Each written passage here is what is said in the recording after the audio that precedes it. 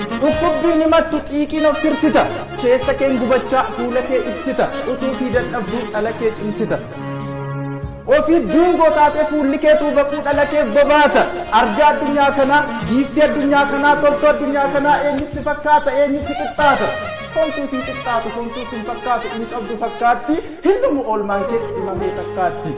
inni kaan inna gana qaawwa anatti bana harmee koo yaadeessee koo ansi qofaan amana mufattee nan deessitu baastee nan odeessitu ormatti nan geessitu fuulan dukkaneessitu anattin guurtu nyaara anattin baddu faara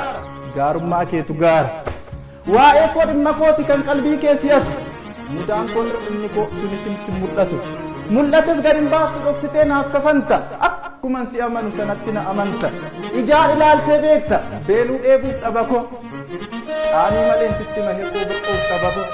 afaan kee irraa simbuu ani gufannaa wayyoo milkooma koof kadhatta jilbeenfattee waaqayyoo gaarummaa garaa keetu naanamaarraa na eega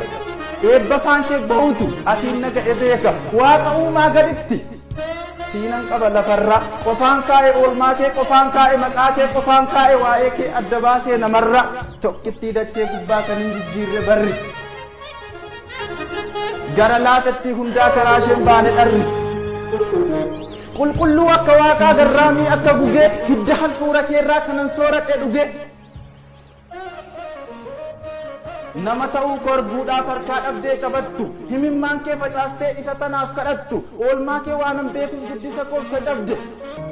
dafqa himimmaan buusaa isa tanaaf hasabde bulee ka'ee yeroondaa bulee ka'ee yeroondaa bulee ka'ee yeroondaa kan keessi koo eeggatu gammachuu kee arguu ilkaan keetti seeqqatu harmee koo tokkittii koo toltuu tolli kitila utuu naaf danda'ameetii utuu ta'eetii sila umurii koorraa qoodee si'iif dabala sila